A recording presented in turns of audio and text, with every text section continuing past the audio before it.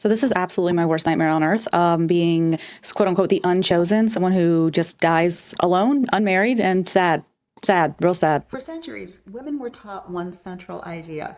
Your life begins when a man chooses you, when he proposes, when you become someone's wife, when you become a Yes, mother. we're told Everything before this that was constantly. simply waiting or practice.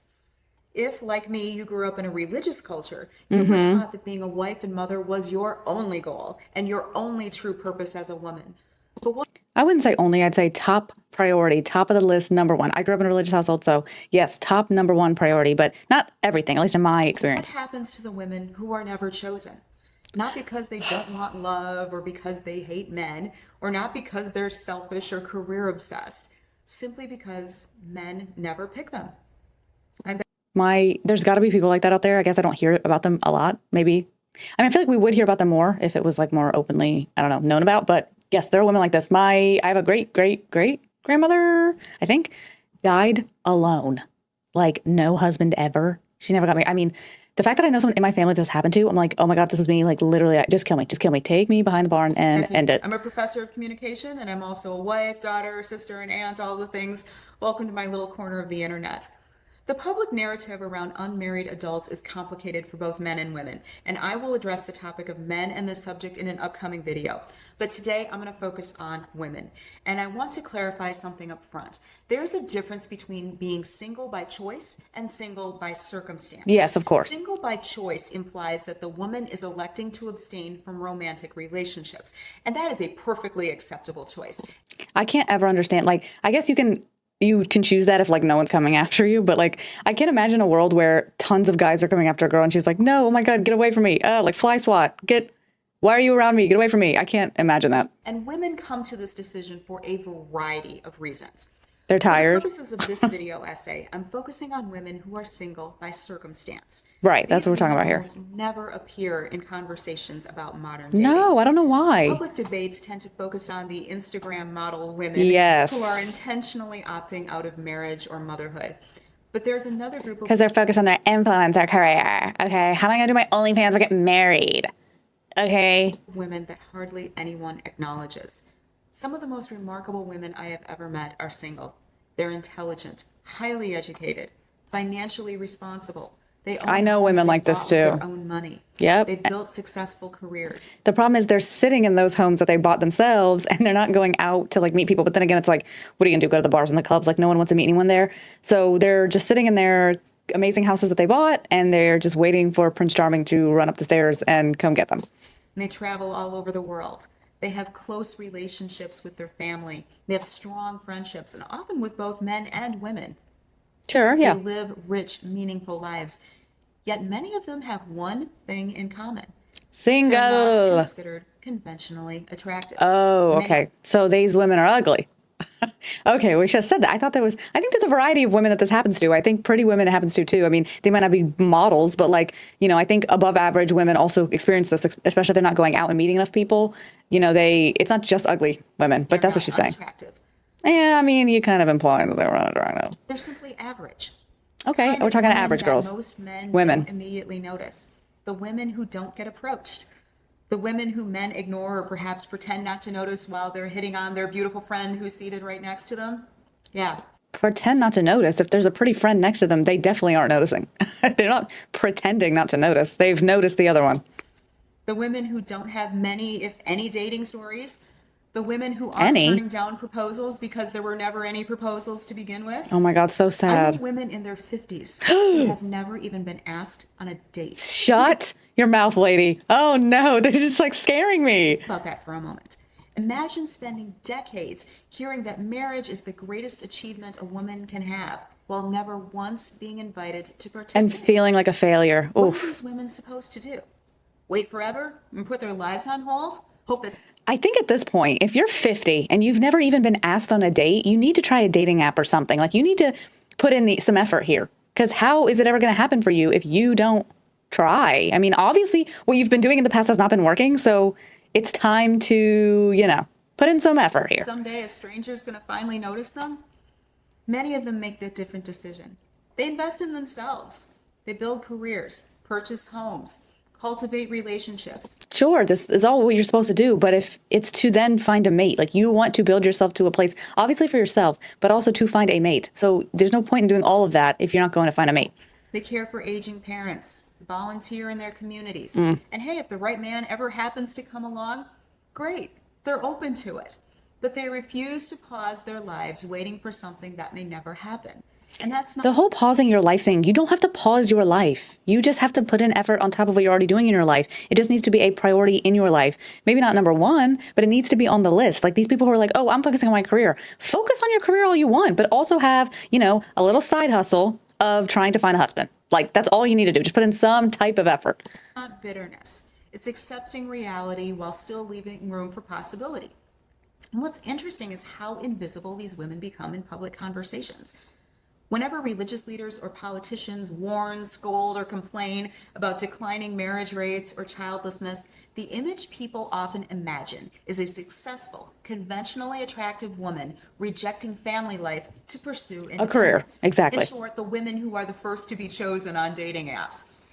Many women didn't reject marriage. Marriage never arrived. And I'd say I would kind of put myself in, like, I guess, that bucket, not to like the Unchosen, oh my God, but just in like the thing of like, I've focused so much on my career and I still do. And that's what I work towards every single day. But also like, I am very open to that, to marriage. And like, that's like, it's like even like a side hustle for me. It's more of like a, it's very close number two. But just because I'm focusing on my career doesn't mean that I'm completely, ignoring the other side of it. It's like, no. some women didn't choose singlehood. Singlehood chose them, and not because of some personal failure or because they lacked kindness or intelligence, but because physical attraction plays an enormous role in modern dating, and especially online dating. It's the number one thing. Average-looking women often become invisible, and that's an uncomfortable truth. Yet we With like filters and, Facetune, Photoshop, all of those things. If you're just posting, like if you just took a random photo on a Thursday and posted it online, like if you just chilling, no makeup, no nothing, I mean, you're definitely going to be in that average bucket, which is so sad. rarely acknowledge it. Instead, society often assumes every single woman had endless romantic opportunities and simply said no. Yeah, not For true. many women, that's not the case. No. So what is the so-called unchosen woman to do? Yeah, They what do go we do? work, Well, teach our kids. what do they do? They care for patients at the nursing home. They manage offices and balance budgets and run businesses. Balance They practice budgets, ugh. medicine. They farm the land. They support their families, pay taxes, They do what needs to be done. care for their elderly parents. They volunteer for nonprofit organizations that help the struggling. They keep communities functioning in countless ways that most people never even notice. Big And they're not hearts. staying locked away in a castle waiting for Prince Charming to show up. I mean, They're they are though, because if they're not actively doing anything to make dating happen, then I guess, okay, she's saying that they are ignored on dating apps, but like, there's no way that these women get like 0 matches. I'd say like, okay, let's say a very, very attractive woman gets, let's just say she gets 100. Okay, hypothetically, I don't know in what time frame, just in let's do like maybe a couple months time frame. She gets like 100 matches. A woman that's like average, I'd say could probably get 20, if not more. I don't think they're looking at their app after 6 months and there's not a single match on there. But then again, I guess she has to like them. So then she only has a certain amount to choose from. But still, I think then you give those guys a chance and you try or at least get experience with dating. And then that's how you build like, okay, now I've been on a few dates. Now I know what I like, what I don't like. You're more confident to do it. So like you have to put in the work. The women who aren't doing anything are really sitting in their apartments or in their houses waiting for Prince Charming to come get them. living their lives. And a meaningful life doesn't begin when someone chooses you. A meaningful life begins when you choose to maximize your natural gifts and engage in the activities that give you joy. Love and Sure, but if you want a fully fulfilled life, then that also needs to be a part of it. partnership can be absolutely wonderful. But I can testify that some of the loneliest people I've ever known in my life are married. I was single until But that doesn't mean don't get married. It means don't get married to a person that will make you feel lonely. That's the other thing. Is she trying to say that being married is sad? Like, no, it's not. It's a happy thing. It's sad for people who feel lonely in a marriage. Like, you shouldn't feel lonely if you're married. But then those people need to get divorced and go marry someone else who makes them happy and doesn't make them feel lonely. I was 39, and we just celebrated our 14th anniversary. So I know both sides of this coin intimately. I was never one of the pretty girls. I was average at best. And honestly, I've always considered myself a couple of standard deviations below the mean in terms of. But see, she's not, I wouldn't say she's ugly. I mean, she's obviously an older woman. I wouldn't say she's ugly. I would say, you know, a couple tweaks here and there, like not plastic surgery. I just mean like, you know, do some things with her hair, maybe, you know, with some makeup, like, and maybe different outfit. I think she's, you know, she'd look great. I think that, I don't know if the short hair really works for her. I would probably go longer hair, but I think short hair is really hard to pull off. I know it's easier to get ready in the morning, but yeah, she's definitely not ugly. I think, you know, with a few little things changed, she'd look great. Appearance. And I knew from a very young age that my I think the teeth, not to be mean, but you know, looks were probably far more of a liability than an asset. And I also came from a family that stressed the importance of financial independence. And as a result, I knew I was going to have to find a way to support myself with or without a husband. And when I did meet my husband at the fresh young age of 37, I was already established in my identity and career. I was a complete person. Now, I love my that's husband, great. but I would have been fine alone because I built my life socially and financially with the I think everyone should do that. I'm at that point right now where like, if I was with the person or not with the person, I'm fine. I own a home. Like I bought it myself. You know, I think everyone should do that because you need a plan B in case a marriage doesn't work out, and you need to be able to like fall back on your own self and your own money and be able to support yourself. So, but I think again, when you build all of that, I think throughout that process, you should still be trying to find a husband. You should really be trying to do the things to get you to being married.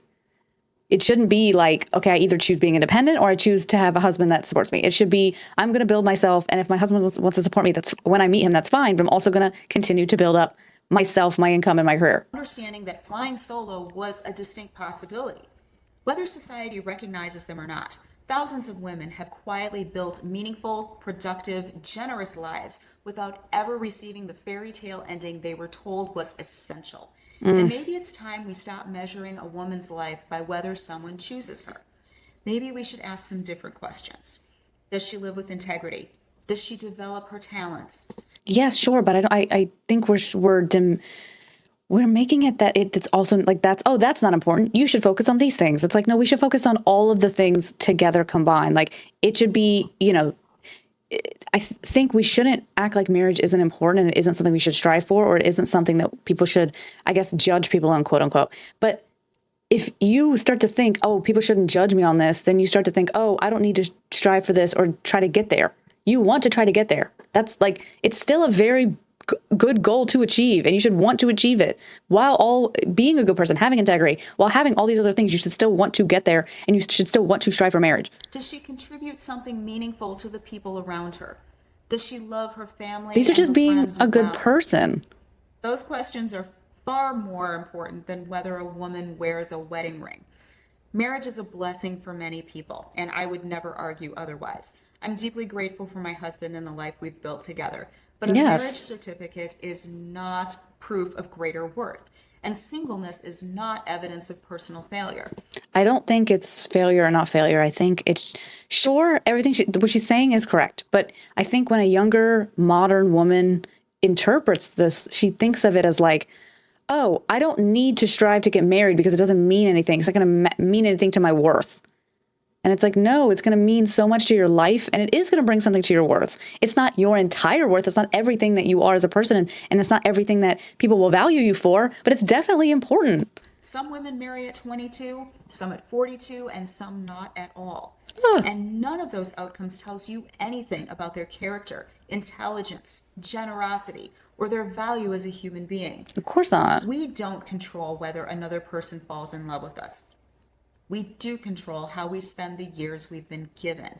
So if you're a woman who has spent years wondering why no one ever chose you, I hope you remember this. Your life is not the consolation prize. It's not the waiting room before the real story begins. It is the story. Build it. Ooh. Invest in it. Fill it with Tell 'em. meaningful work, loyal friendships, curiosity, service, laughter, and love in all its forms. And then a if someone husband. wonderful comes along, welcome them. If they don't, your life can still be rich, joyful, and deeply significant. Of course it can. But the thing is, you can't, but like she says, if a man doesn't come into your life, then whatever. It's like, we can't just go about our lives and then wait for him to come in. You also have to put in the same exact amount of effort, okay, 50-50, in trying to welcome that or open the door to that person coming into your life. Like, again, they're not going to run up the stairs and find you. Okay. You have to put yourself in those places for them to find you. Like, there's also a part on her end that she needs to do, not her specifically, because she says she's married, but a woman on the woman's end needs to do to make these things happen. Okay. It's like when people say, you can't win the lottery without buying a lottery ticket. You have to go to the gas station and buy the lottery ticket, or it will literally never happen. The probability goes to literally nothing. Despite what certain politicians or church leaders may tell you. I thank you for watching, and if this conversation resonated with you, I would love to hear your experiences in the comments. Yes, again, her comments, my comments, I say this every video. Yeah, I mean, I agree with some of the things she was saying, but I feel like she's saying that marriage isn't everything, which of course it's not, but at the same time, you don't want, I guess, the younger generation or the way that the society is thinking about marriage right now to people to hear that, because then they think, okay, well, I don't need to do that. I don't need to work towards it. It doesn't matter and it means nothing, and it does matter and it does mean something. It's very important and very sacred. And I think people really should, stress the importance of it, but also stress that it is very important, but it's not everything. But yeah, on that note, like, comment, and subscribe. I love you so much if you do. If you subscribe, literally, I'll love you for freaking ever. Thanks again. Bye.